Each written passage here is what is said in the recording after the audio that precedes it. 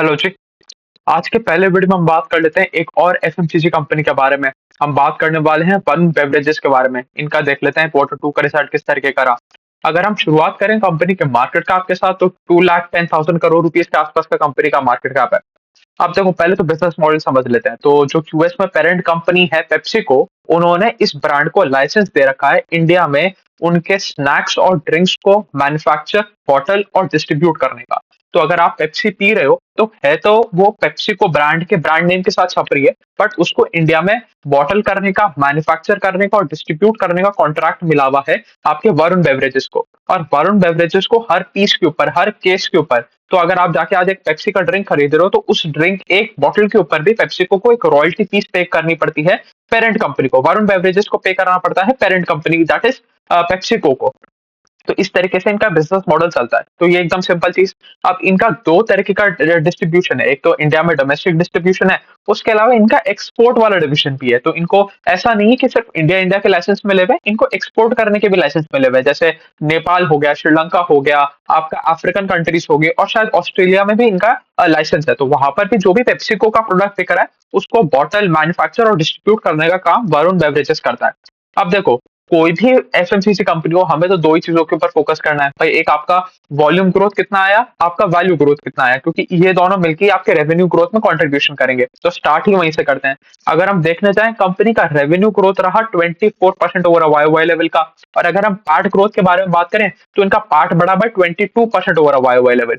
अब देखो ये नंबर्स इतने अच्छे नहीं है। अगर आप, हाँ जरूर, पीयर से कंपैरिजन करोगे तो आपको पता चलेगा यार 24% का एफएमसीजी कंपनी ग्रो कर रही है, तो आज के दिन वो वन ऑफ द हाईएस्ट है। इससे ज्यादा कोई एफएमसीजी कंपनी शायद ग्रो नहीं कर रहा होगा। ये बात बिल्कुल ठीक है, यहाँ पर कोई दिक्कत वाली बात नहीं है। बट आप इसी कंपनी के हिस्टोरिक परफॉर्मेंस से कंपेयर करोगे तो आपको पता चलेगा कि इनका पेस ऑफ ग्रोथ नीचे आ रहा है, क्योंकि यहाँ पर sluggishness in pace of growth देखने को मिल रहा है। जो कंपनी एक पॉइंट ऑफ टाइम पे 30-35% के आसपास का ग्रोथ करता था, उसका ग्रोथ आज नीचे घट के 24-25% के आसपास ही आ गया है।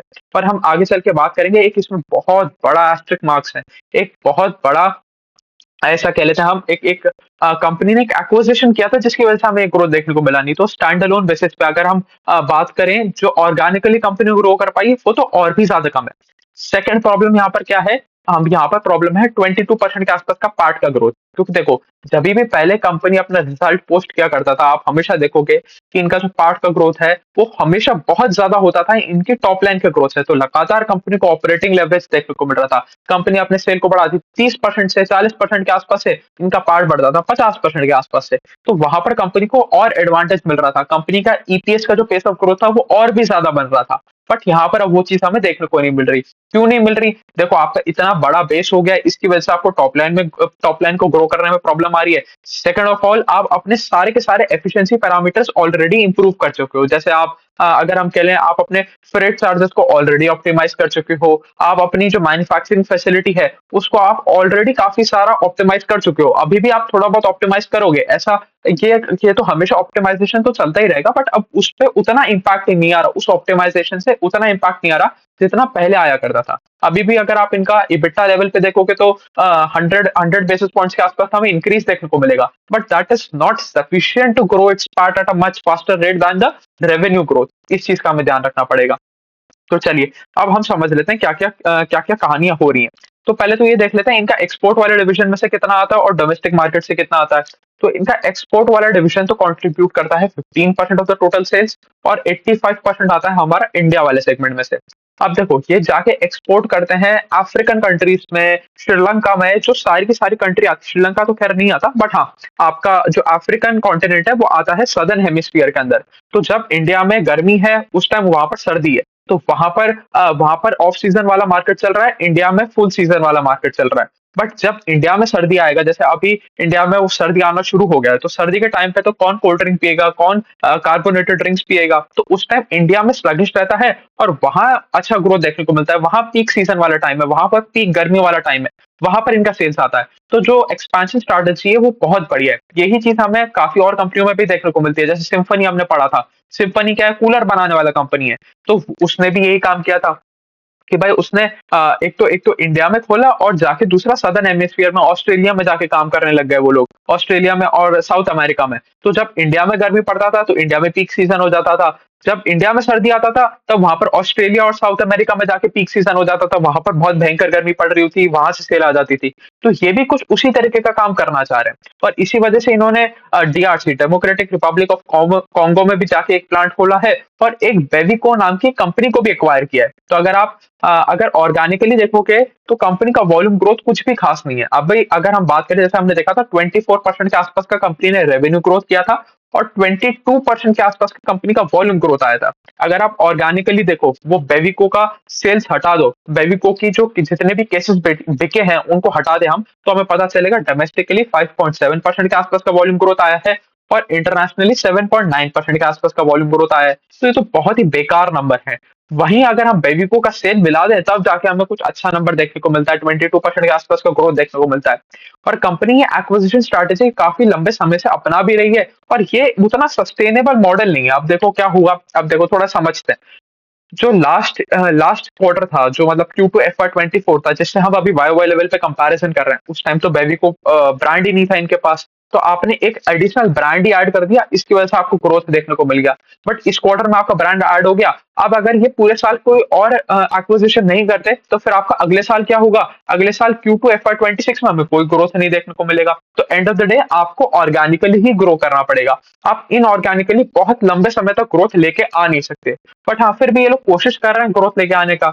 जैसे अभी इन्होंने 7,500 करोड़ रुपए के आसपास का क्यूआईपी भी उठाया। तो क्यूआईपी मतलब क्या किया? अपना इक्विटी डाइल्यूशन किया। तो 7,500 करोड़ रुपए उठाए, और जब मैनेजमेंट से पूछा गया कि भैया अब आप इसका करोगे क्या, तो मैनेजमेंट के पास वही सिंपल सा जवाब था कि भैया हम अपनी बैलेंस शीट सुधारने में और नए एक्विजिशन में इसको लगाएंगे। तो बैलेंस शीट सुधारने में क्या करेंगे? डेट का रिपेमेंट करेंगे। तो 600 करोड़ रुपए के आसपास पे कंपनी का डेट है, और जो नया एक्विजिशन करेंगे उसके लिए लोग पैसा इकट्ठा करेंगे। तो 50-50% के आसपास पे ये लोग यूटिलाइज करेंगे।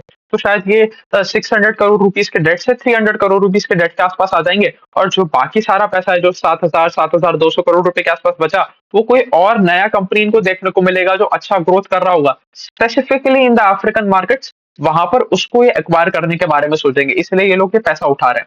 तो इसलिए यहाँ पर अब एक्विजिशन स्ट्रैटेजी पे आ गई है कंपनी। और जब भी कोई भी कंपनी एक्विजिशन स्ट्रैटेजी पे आ जाती है ना, तो इससे हमें क्लियर कट सिग्नल्स मिल रहे हैं कि भाई या तो इनका ग्रोथ खत्म हो गया है, नहीं तो अच्छी चीज ये हो सकती है कि ये अपने कंपटीशन को खरीद रहे हैं और एक ही सिंगल कंपनी बन के रहना चाह रहे हैं, जो मार्केट में एग्जिस्ट करे। मतलब मोनोपोली क्रिएट करने की तरफ जा रहे हैं, या फिर इनको पता चल गया है कि भैया अब हमारा ऑर्गेनिक ग्रोथ खत्म हो गया है। यही चीज हमने देखी थी एचयूएल के साथ भी। तो एचयूएल में भी जो अभी आपको, अगर आप 5 साल का सेल्स ग्रोथ उठा के देखोगे, तो थोड़ा सिग्निफिकेंट नंबर देखने को मिलेगा। वो शायद 17-18% के आसपास का नंबर देखने को मिलेगा। वो क्यों है? क्योंकि उन्होंने एक हॉर्लिक्स का ब्रांड एक्वायर कर लिया था। तो सीधा सीधा एचयूएल की सेल्स में जाके हॉर्लिक्स जुड़ गया, इनकी सेल्स बूस्ट हो गई। तो उसकी वजह से आपको नंबर ज्यादा देखने को मिल रहा है। बट ऑर्गेनिकली तो एचयूएल 1%, 2%, 3% से ज्यादा ग्रोथ लेके आ नहीं पा रहा। तो यहाँ पर भी ये लोग वही काम करना चाह रहे हैं। तो अब इनके लिए बहुत ज्यादा इंपॉर्टेंट हो गया है, पहले तो ऑर्गेनिक ग्रोथ लाना, और सेकंड ऑफ ऑल अपने एक्विजिशन स्ट्रैटेजी को लगातार कंटिन्यू रखना। एक सिग्निफिकेंट कंपनी को अपने अंदर लगातार जोड़ना पड़ेगा इनको, तब जाके ये अपनी ग्रोथ को सस्टेन कर पाएंगे।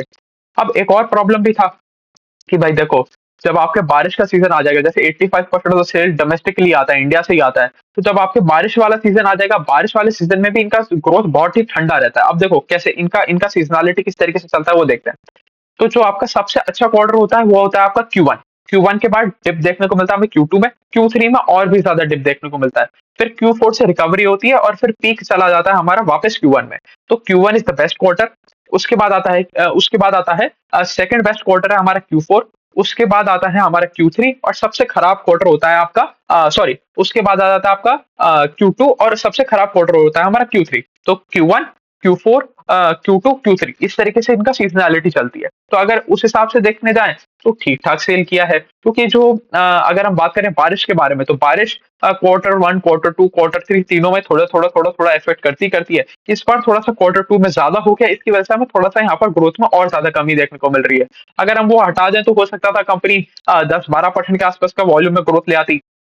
तो यही पूरी कहानी है कि कंपनी की जो ऑर्गेनिक ग्रोथ है, वो थोड़ी सी धीमी आ रही है, और कंपनी अपना एक्सपोर्ट वाले डिवीजन के ऊपर ज्यादा निर्भर है, और एक्विजिशन स्ट्रैटेजी के ऊपर ज्यादा निर्भर कर रही है इस पॉइंट ऑफ टाइम पे।